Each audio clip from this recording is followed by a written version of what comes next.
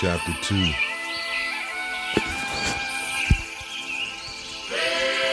Old Ethiopia, its people. Because of the great lapse of time, it seems almost impossible to locate the original seat of the old Ethiopia Empire. Bokart thought it was Happy Arabia, that from this central point the Kushite race spread eastward and westward. Some authorities, like Josephus, thought it was Africa. The Greeks looked up to old Ethiopia and called the Upper Nile the common cradle of mankind. Toward the rich luxuriance of this region, they looked for the Garden of Eden. From these people of the Upper Nile arose the oldest traditions and rites, and from them sprang the first colonies and arts of antiquity. The Greeks also said that the Egyptians derived their civilization and religion from Ethiopia. Quote, Egyptian religion was not an original conception. For 3,000 years ago, she had lost all true sense of its real meaning among even the priesthood. Bulge Osiris in the Egyptian Resurrection Preface. Yet Egyptian forms of worships are understood and practiced among the Ethiopians of Nubian today. The common people of Egypt never truly understood their religion. This is why it so easily became debased. Ptolemaic writers said that Egypt was formed of the mud carried down from Ethiopia. The Ethiopians were the first men that ever lived, the only truly autochthonous race, and the first to institute the worship of the gods and the rites of sacrifice. Egypt itself was a colony of Ethiopia, and the laws and script of both lands were naturally the same. But the hieroglyphic script was more widely known to the vulgar in Ethiopia than in Egypt. Diodorus Siculus, Book 3, Chapter 3. This knowledge of writing was universal in Ethiopia, but was confined to the priestly classes alone in Egypt. This was because the Egyptian priesthood was Ethiopia. The highly developed Meroitic inscriptions are not found in Egypt north of the First Cataract or in Nubia south of Soba. These are differences we would expect to find between a colony and the parent body. Herodotus, Book 2, page 29, says that Meroe was a great city and metropolis. Most of its buildings were of red brick. 800 BC at Napata, the buildings were of hard stone.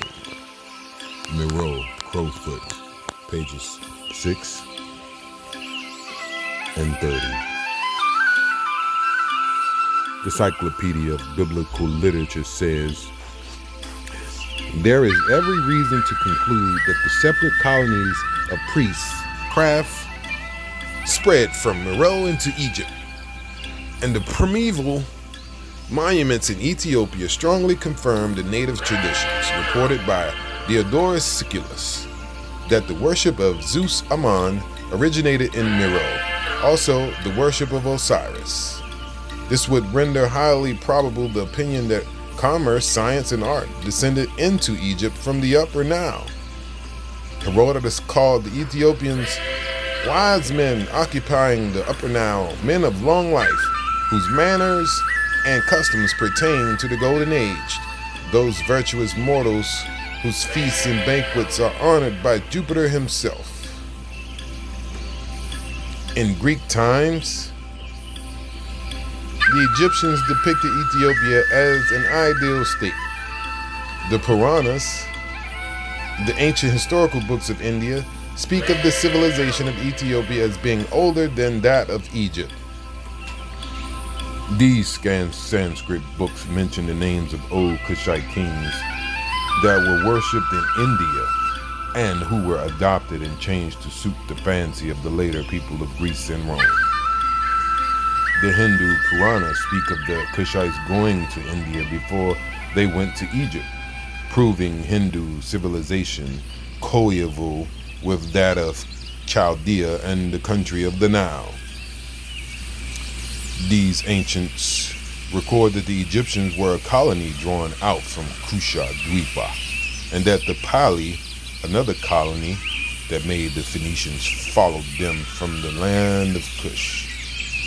In those primitive days, the central seat of Ethiopia was not the Meroe of our day, which is very ancient, but a kingdom that preceded it.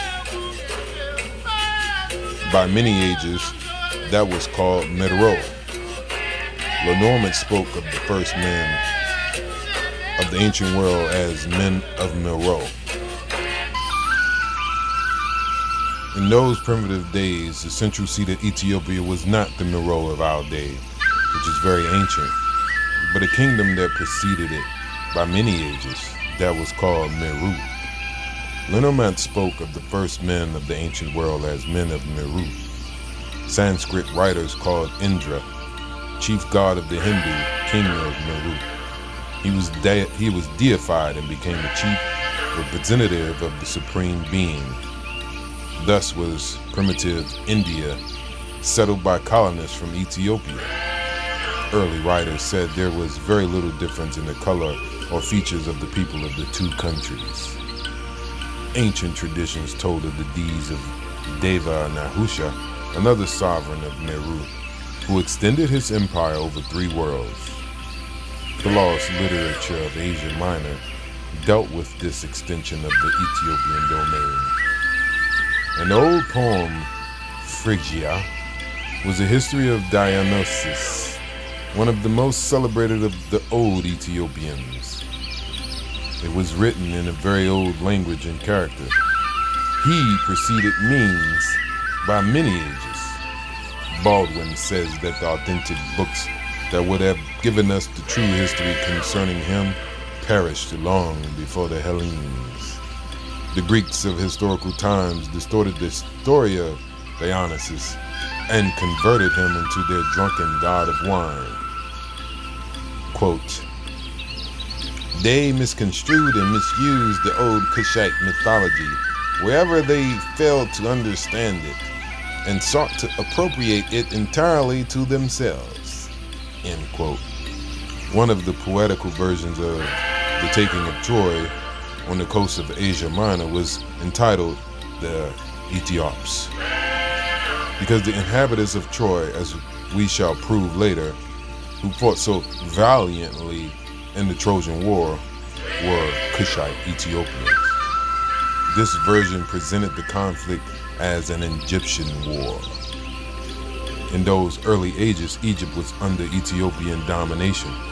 In proof of this fact, the Encyclopedia of Biblical Literature says, Isaiah often mentions Ethiopia and Egypt in close political relations. In fine, the name of Ethiopia chiefly stood as the name of the national and royal family of Egypt. In the beginning, Egypt was ruled from Ethiopia. Ethiopia was ruined by her wars with Egypt, which she sometimes subdued and sometimes served. End quote. Modern books contain but little information about the country of the Upper Nile, but archaic books were full of the story of the wonderful Ethiopians. The ancients said that they settled Egypt. Is it possible that we could know more about the origin of this nation than they? Reclus says. The people occupying the plateau of the Blue Nile are conscious of a glorious past and proudly call themselves Ethiopians. He called the whole triangular space between the Nile and the Red Sea Ethiopian proper. This vast highland constituted a world apart. From it went forth the inspiration and light, now bearing its fruit in the life of younger generations. Alright, so we're going to stop right there, guys, because this thing is deep, right? And it's so deep, it sheds a light on my spirit that tells my spirit and reminds my spirit of the importance it is to remember your history, to remember the history of peoples around the world, most importantly, people who look like me or people who look similar to me. And then what it does, it gives me a sense of power, it gives me a sense of confidence, and it builds me up from a place where I once was, where I had nowhere to look for people that look like me that were doing something great beyond the norm of shooting a basketball or singing a good tone and singing a good song. So to understand antiquity, to understand how we came to this point, is wisdom, is knowledge, and its power. And I decided to read this because I think the world needs to know, because even I did not know that Ethiopia were the parents and grandparents of Egypt. Ethiopia and Kush was the grandparents and parents and great-grandparents and parents and great-great-grandparents and parents of Egypt that we marvel today. And the first chapter of this is very, very a great opening to this epic. I read that with my son, and him and I will read chapter 2 tonight, or I'll start over. But if you are a parent and you have young ones, it is important that you read to them about the greatness of people that look like us. Read to them these stories so they'll know them stories. They'll understand our history, and they'll be empowered because they see themselves in this story.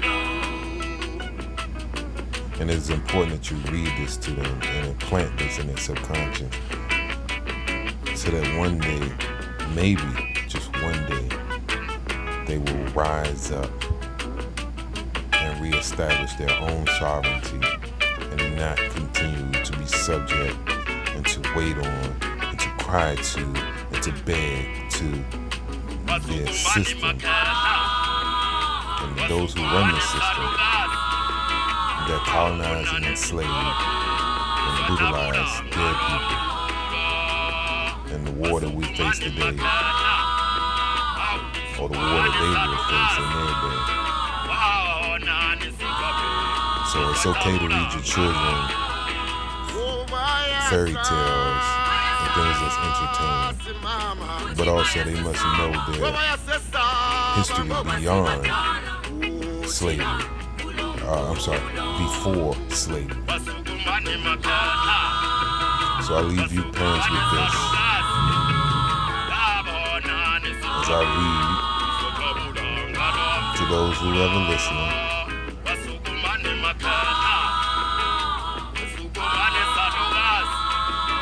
get free, or die trying. Check me out on my YouTube channel, Dear Dean Sutin Kim, where I will post more readings that you can read or have your children listen to throughout the night. If you don't have the time to read, you can play it, and it's there for use however you choose.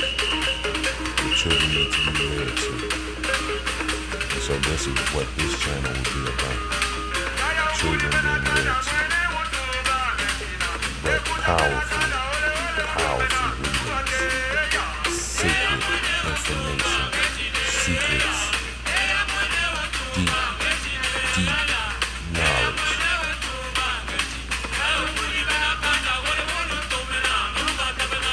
Until the next time.